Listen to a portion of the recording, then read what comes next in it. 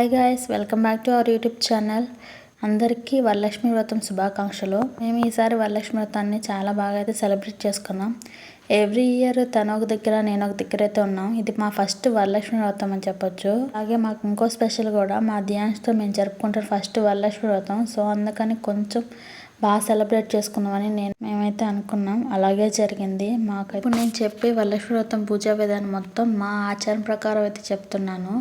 మీకు మీ ఆచారం ప్రకారం ఉంటే ఎట్లయితే ఉంటుందో అట్లా అయితే చేసుకోండి. ఒక్కొక్కరికి ఒక ఆచారం ఉంటుంది కదా. సో అందుకని మనం ఎక్కడైతే అమ్మవారిని కూర్చోబెడదాం అనుకుంటామో అక్కడ ఫ్లోర్ మీద పసుపుతో మొత్తం అప్లై చేసి దాని మీద ముగ్గేయండి. నేను బీపిండి తీసాను కాబట్టి నాకు అంత బాగా రాలేదు. అలాగే నాకు ముగ్గు వేయడం కూడా కొంచెం రాదు. అందులో కొంచెం పసుపు, కుంకుమ, అలాగే అక్షంతలు వేయండి. మనం అమ్మవారిని ఎప్పుడు డైరెక్ట్గా నేల మీద అయితే పెట్టకూడదు. మన పీట మీద అయినా ఏదైనా దాని మీద అయినా పెట్టాలి. సో అందుకని నేనైతే ఇక్కడ పీటకి పసుపు పూస్తున్నా. పీటకు కూడా పసుపు పూయాలి, మనం నేల మీద కూడా పసుపు పూయాలి. ఎక్కడ పొడ లేకుండా అయితే మొత్తం అయితే పసుపు పూయండి. ఈ పీట మీద మనం నేల మీద ఎలా అయితే ముగ్గేసామో అలాగే ఈ పీట మీద కూడా మనం ముగ్గేయాలి. అందులో పసుపు, కుంకుమ, అలాగే అక్షంతలు కూడా వేయాలి. ఏదైనా ఫెస్టివల్కి కానీ అమ్మవారిని పూజించేటప్పుడు, ఏదైనా గడప పూజ ఇచ్చేటప్పుడు ఫస్ట్ మన కాళ్ళకి మనం పసుపు పూసుకోవాలి. తర్వాతే ఎక్కడైనా పూజ చేయాలి. ఆ కాళ్ళకి ఎప్పుడు పసుపు ఉండాలి. పసుపు లేకుండా అస్సలు చేయొద్దు. పసుపు కుంకుమ అనేది మన పెళ్ళైన వాళ్ళకి చాలా ముఖ్యం. ఇలా పసుపు రాసుకున్న పీట మీద ఒక ఎర్ర క్లాత్ వేసుకోండి. మీకు ఇష్టమైన క్లాత్. అమ్మవారికి ఎరుపు అంటే చాలా ఇష్టం కాబట్టి నేనైతే ఎరుపు క్లాత్ వేసుకుంటున్నా. అలాగే ఆ క్లాత్ మీద ఒక 3 సార్లు అయినా 5 సార్లు అయినా బియ్యం పోసి దాని మీద కొంచెం పసుపు, అలాగే కుంకుమ, అలాగే అక్షంతలు వేసి అప్పుడు అమ్మవారిని మనం కూర్చోబెట్టాలి. డైరెక్ట్గా ఎప్పుడు కూర్చోబెట్టద్దు. ఆ బియ్యంతో మీరు మళ్ళీ పొంగలి లేదా నాన్ వెజ్ చేసుకున్నప్పుడు రైస్ అయినా చేసుకోవచ్చు. ఏం వేస్ట్ కావు ఆ బియ్యం ఏమి. నేనైతే ఫస్ట్ టైం ఇలా అమ్మవారిని పెట్టుకొని చేసుకోవడం. నేనైతే ఒకటి నమ్ముతాను. ఆ అమ్మకి మన చేతుల నుంచి ఏదైనా చేయించుకోవాలని అనుకుంటే ఆ అమ్మాయి మన దగ్గర నుండి మరీ చేపిస్తుందని అయితే నేనైతే ఈ వరలక్ష్మి వ్రతం అప్పుడు బిలీవ్ చేశాను. ఏది ముందు నుండి ప్లాన్ చేయలేదు. ఇలా చేసుకోవాలి అలా చేసుకోవాలని.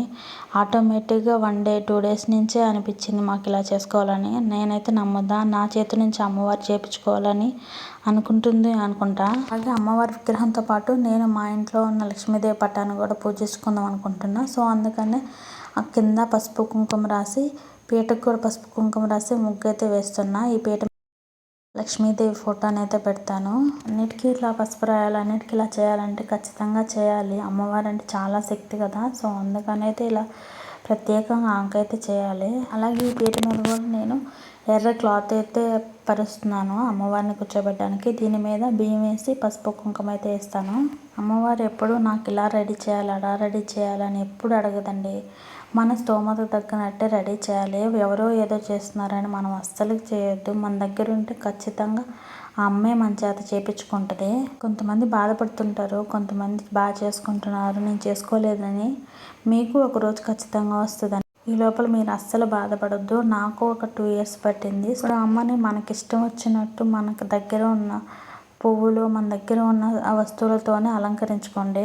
అమ్మకి అలంకరణ అంటే చాలా ఇష్టము. పువ్వులు, పసుపు, కుంకుమ ఇలాంటివి అంటే చాలా ఇష్టం అమ్మకి. ఎంత అలంకరిస్తే అంత ముద్దుగా ఉంటుంది అమ్మ. మీరు లక్ష్మీదేవిని సపరేట్గా అయినా పెట్టుకోవచ్చు, లేదా దేవులతో మనం నార్మల్గా మన పూజ గదిలో ఉంటాం కదా అలాగైనా పూజ చేయవచ్చు. నేను అమ్మవారి విగ్రహాన్ని పెడుతున్నాను కాబట్టి సో నేను పక్కన కూడా అమ్మవారి ఫోటోను కూడా పెట్టాను. అమ్మకి చామంతి పూలు, రోజా పూలు, మట్టి గాజులు ఇవంటే చాలా ఇష్టం. తామర గింజలు, తామర పువ్వులు అంటే. అందుకని నేనైతే చిట్టి గాజులతో అయితే మాల అయితే తీసుకున్నాను. ఇది అమెజాన్లో నేను ఆర్డర్ పెట్టుకున్నాను. అలాగే తామర గింజల మాల కూడా అయితే నేను అమ్మకి అలంకరణగా చేస్తున్నా. తామర గింజల మాల మనం అష్టోత్తరం చదువుకోవడానికైనా ఉపయోగపడుతుంది. ఈ తామర గింజల మాల 108 తామర గింజలు అయితే ఉంటాయి. అందుకని మనకు అష్టోత్తరం కూడా 108 ఉంటుంది కదా అమ్మవారి అష్టోత్తరం. సో అందుకనే యూజ్ చేసుకోవచ్చు మనం. అలాగే అమ్మవారికి ఎంతో ఇష్టమైన తామర గింజలు, గురి గింజలు, లక్ష్మీ గవ్వలు, గోమతి చక్రాలు, అలాగే పసుపు కొమ్మలు కూడా పెట్టాను. అలాగే మనం కొత్త చీర పూజ చేసేటప్పుడు కట్టుకున్నా కట్టుకోకపోయినా అమ్మవారికి అయితే కొత్త చీర అయితే వాయనంగా ఇవ్వాలి. అందరికీ వాయనం ఇచ్చే ముందు అమ్మవారికి అయితే ఫస్ట్ వాయనములు చీర, అలాగే పసుపు కొమ్ము, పసుపు తాడు, అలాగే గాజులు, వక్కలు, ఆకు, అలాగే ఎండు ఖర్జూరం, అలాగే కొన్ని నానబెట్టిన గుగ్గులు, అలాగే అమ్మవారికి తోరణం కూడా ఇవ్వాలి. అలాగే ఒక బ్లౌజ్ పీస్ కూడా ఇవ్వాలి. ఆల్రెడీ శారీలో ఒక బ్లౌజ్ పీస్ ఉంటుంది కాబట్టి ఒక బ్లౌజ్ పీస్ చాలు. మీరు చీర పెట్టలేకపోతే 2 జాకెట్ పీసెస్ అయినా పెట్టుకోవచ్చు. జాకెట్ పీస్ అయితే అస్సలు పెట్టుకోవద్దు. ఇప్పుడు మనం తోరణాలు అయితే ప్రిపేర్ చేసుకుందాం. మనకి అలాగే వచ్చి అమ్మవారికి, అలాగే విఘ్నేశ్వరికి, అలాగే వచ్చిన ముత్తైదులకు కూడా మనం తోరణం కట్టాలి కదా. సో అందుకని అయితే ఇప్పుడు తోరణాలు అయితే ప్రిపేర్ చేస్తాం. ఒక తెల్ల దారాన్ని 3 పోగులు కానీ 5 పోగులు కానీ 9 పోగులు పోసి మొత్తం పసుపు మొత్తం అప్లై చేయండి. దానికి ఎక్కడ వైట్ థ్రెడ్ అనేది ఉండకూడదు. అలాగే తోరణానికి 9 ముడులు అయితే ఉండాలి. నేనైతే ఇక్కడ పువ్వు ఒక ముడిగా వేసి మిగిలిన 8 ముడులు పక్కనైతే వేస్తున్నాను. మీరు కావాలంటే 9 ముడులకి 9 పువ్వులైనా వేసుకోవచ్చు, లేదా 3 ముడులకి 3 పువ్వులు వేసుకొని తర్వాత మిగిలినవి ముడులుగా కట్టుకోవచ్చు. బొద్దులు ఆకైనా పెట్టుకోవచ్చు, మీరు తమలపాకైనా పెట్టుకోవచ్చు. అలా ముడులు వేసుకున్నాక ముడికి పసుపు కుంకుమ 5, 9, 10 తోరణాలు అట్లా అయితే ప్రిపేర్ చేసి పక్కన పెట్టుకోండి. ఈరోజు నేను అమ్మవారికి 9 రకాల ప్రసాదాలు అయితే చేశాను. చూపిస్తారా నేను ఏమేం చేశాను? పొంగల్, పాయసం, పులిసన్నం, ఇవి నానబెట్టిన గుగ్గులు కూడా అయిపోయిందండి. దద్దోజనం, గుగ్గులు ఇవి నేను తాలింపు వేయలేదు, మీరు కావాలంటే వేసుకోవచ్చు. అలాగే పెరుగు వడ, అలాగే నానబెట్టుకున్న పెసరపప్పు, అందులో కొంచెం బెల్లం వేసుకోండి. అలాగే లాస్ట్ బూరెలు. ఇలా 9 రకాలు అయితే చేశాను నేను అమ్మవారికి. మీరేం ప్రసాదాలు చేశారో కామెంట్ చేయండి. వరలక్ష్మి వ్రతం రోజు తామర ఒత్తులతో దీపారాధన చేస్తే చాలా మంచిదంట కదా. సో అందుకని నేను కూడా తామర ఒత్తులు అయితే తీసుకున్నా. ఒకటి కొరవేయన్ని నార్మల్ ఒత్తులతోనే దీపారాధన చేస్తున్నా. మనం ఎప్పుడైనా లక్ష్మీదేవిని పూజించే ముందు, ఏ దేవుడినైనా పూజించే ముందు ఫస్ట్ మనం గణపతిని అయితే పూజ చేయాలి. మనకి ప్రథమ దేవుడు కాబట్టి గణపతిని అయితే పూజ చేయాలి. సో అందుకని నేను ఇక్కడ పసుపు ముద్దనైతే చేస్తున్నా. మీకు దగ్గర ఒకవేళ విగ్రహం ఉంటే విగ్రహం పెట్టైనా చేసుకోవచ్చు. నా దగ్గర లేదు కాబట్టి నేను పసుపుతో అయితే గణపతిని అయితే చేసుకున్నా. కొంతమందికి జంట గౌరమ్మను కూడా చేసుకునే ఆచారం అయితే ఉంటుంది, మాకైతే లేదు. మీకు ఒకవేళ ఉంటే మీ ఆచారం ప్రకారమే చేసుకోండి. మీకు ఏ ఆచారం అయితే ఉంటుందో ఆ ఆచారంతోనే ప్రకారంగానే చేసుకోండి. ఫస్ట్ మనం అమ్మవారి అష్టోత్తరం చదివే ముందు గణపతి అష్టోత్తరం అయితే చదవాలి. ఫస్ట్ గణేశ్వరికి పువ్వులతో అలంకరించుకొని తర్వాత విఘ్నేశ్వర అష్టోత్తరం అయితే చదువుకోవాలి. నా దగ్గర విఘ్నేశ్వరి స్తోత్రాల బుక్, అలాగే అమ్మవారి అష్టోత్తరం బుక్ అసలు లేదు. నేను బయట అడిగాను కూడా షాప్లో. ఇక్కడ బెంగళూరు కాబట్టి కన్నడలో ఉంది, నాకు కన్నడ రాదు కాబట్టి నేను తెచ్చుకోలేదు. సో అందుకని నేను మొబైల్లో పెట్టుకొని లేదా టీవీలో అయినా పెట్టుకొని నేనైతే పూజించుకున్నాను దేవుణ్ణి.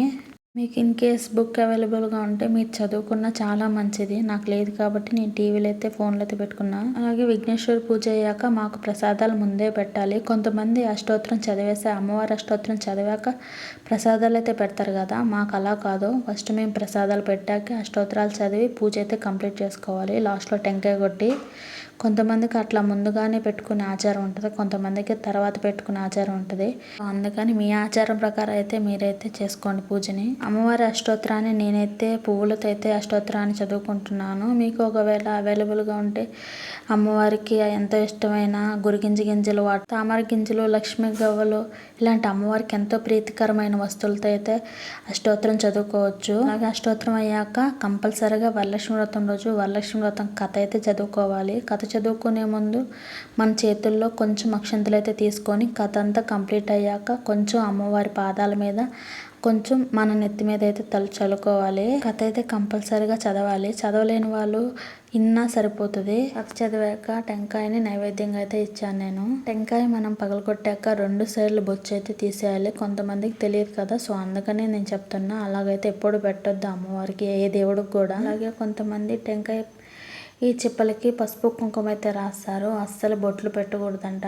నేనైతే మా ఆచారం ప్రకారం అయితే పూజ చేశాను. మీ ఆచారంలో ఎలా ఉంటుందో అలా అయితే పూజ చేసుకోండి. అమ్మవారు అయితే ఎలా పూజ చేసినా కానీ మనస్ఫూర్తిగా పూజ చేస్తే ఆమెకి చాలు, ఆమె మన కోరికలన్నీ తీరుస్తుంది. నాకు ఇలానే కావాలి, ఇలానే చేయండి అని ఆమె ఎప్పుడు అడగదు. మనస్ఫూర్తిగా మన దగ్గర ఉన్నా లేకపోయినా మనస్ఫూర్తిగా పూజ చేస్తే అదే చాలా ఆమెకి. అమ్మవారికి ధూపం అంటే చాలా ఇష్టము. మనం ఆ రోజు వీలైనంత ధూపం అయితే వేయండి. అలాగే ఈ శ్రావణ మాసం మొత్తం కూడా రోజు ధూపం వేయడానికి ప్రయత్నించండి. అమ్మవారికి ధూపం అంటే ఎంతో ప్రీతికరం. సో అందుకని ఈ శ్రావణ మాసం శుక్రవారమే కాకుండా శ్రావణ మాసం మొత్తం అలాగే ప్రతి శుక్రవారం కూడా ధూపం వేసేటట్టు చూడండి. అలాగే మనం అమ్మవారి దగ్గర ఎంతైతే పూజిస్తామో అలాగే మన గడపకు కూడా అలాగే పూజ చేయాలి. అలాగే ధూపం అయితే వేయాలి. ఎప్పుడైనా ముందు మనం గడపను పూజించుకున్నాక అమ్మవారిని పూజ చేయాలి. గడప పూజించుకోవడం అస్సలు మర్చిపోవద్దు.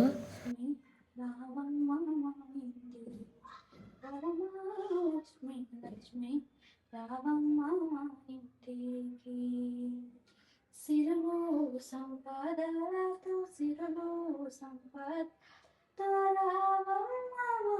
ఇంటికి లక్ష్మీ రావమ్మ మా ఇంటికి వరమహాలక్ష్మి లక్ష్మీ రావమ్మ మా ఇంటికి విద్యా ఆరోగ్యంతో విద్యా రావమ్మ మా ఇంటికి వరమహాలక్ష్మి లక్ష్మీ రావమ్మ మా ఇంటికి. అమ్మవారిని మనం ఎంత అందంగా అలంకరించుకుంటామో మనం కూడా అలాగే అలంకరించుకోవాలి. చూడండి, ఇలా అమ్మవారిని చూస్తూ ఉంటుంటే అసలు మనసంతా ఎంతో ఆనందంగా ఉంది కదా. మాకైతే చాలా ఆనందంగా ఉంది. మా చేతులతో మేము ఇలా అమ్మవారిని చేయడం, ప్రసాదాలు చేయడం మాకైతే ఇది మొదటిసారి. మేము ఈ వరలక్ష్మి వ్రతాన్ని అస్సలకి మర్చిపోము. మా ఇంటి అమ్మవారు ఎలా ఉందో కమెంట్ చేయండి. వచ్చిన మొత్తలకి వాయినం ఇవ్వాలి కదా, సో అందుకని వాయినం చేత్తో ఇస్తే పట్టుకోపోలేరని అయితే ఇలాంటి థ్యాంక్ యూ బ్యాగ్స్ అయితే తీసుకున్నా. ఇందులో ఇదే ఇవ్వాలని ఏం లేదండి, మన స్తోమతను బట్టి ఇచ్చుకోవచ్చు. జాకెట్, పసుపు కుంకుమ, 2 బ్యాంగిల్స్, ఇవి ఎండు ఖర్జూరం ఇస్తే మంచిదంట. సో అందుకని 2 ఎండు ఖర్జూరం, 2 పూలు, అలాగే 2 ఆకులు, 2 ఆకులు,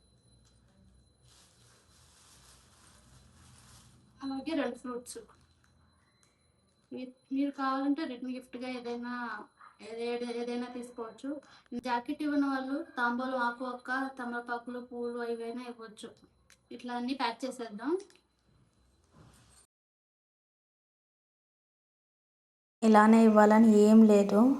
ఒకవేళ మీకు జాకెట్ పీస్ ఇవ్వలేని పరిస్థితిలో అయితే జస్ట్ నార్మల్ ఆకు ఒక్క, తమలపాకులు, పువ్వు, 2 అరటిపళ్ళు, నానబెట్టిన గుగ్గులు అయితే ఇస్తే చాలు. నానబెట్టిన గుగ్గులు వాయినంలో ఇవ్వాలంటారు కదా, అసలుకి ఎందుకు ఇవ్వాలో కమెంట్ చేయండి, నాకైతే తెలియదు. అలాగే నేను ఇక్కడ పసుపు తాడు కూడా ఇస్తున్నా. ఇవి నానబెట్టుకున్న గుగ్గులు ఇలా మనం ఇవ్వడానికి కూడా కంఫర్టబుల్గా ఉంటుంది, వాళ్ళకి తీసుకెళ్ళడానికి కూడా కంఫర్టబుల్గా ఉంటుంది. వాయనానికి ఈ దూరం నుంచి కూడా వస్తారు కదా, సో అందుకని వాళ్ళకైతే అయితే నేను తీసుకున్నా. వాయనం ఇచ్చేటప్పుడు ముత్తైదుల్ని పరగడపనైతే అస్సలు పంపించొద్దు. అందుకని నేనైతే ఇక్కడ వాళ్ళకి లంచ్ కూడా ప్రిపేర్ చేశాను. రసము, అలాగే ఆంధ్ర స్టైల్ సాంబారు, అలాగే క్యారెట్ బీన్స్ తాలింపు, అలాగే రైస్ కూడా. ముత్తైదుల్ని మనం వాయనానికి పిలిపించి కడుపు నిండా అన్నం పెడితే అదే చాలండి. మన వరలక్ష్మి వ్రతం రోజు అదే చేస్తే మంచిది. మన ఇంటికి ఆ రోజు లక్ష్మీదేవి వస్తుంది కాబట్టి ఆమెకి మనం కడుపు నిండా అన్నం పెట్టినట్టయితే నేనైతే అలానే ఫీల్ అవుతా.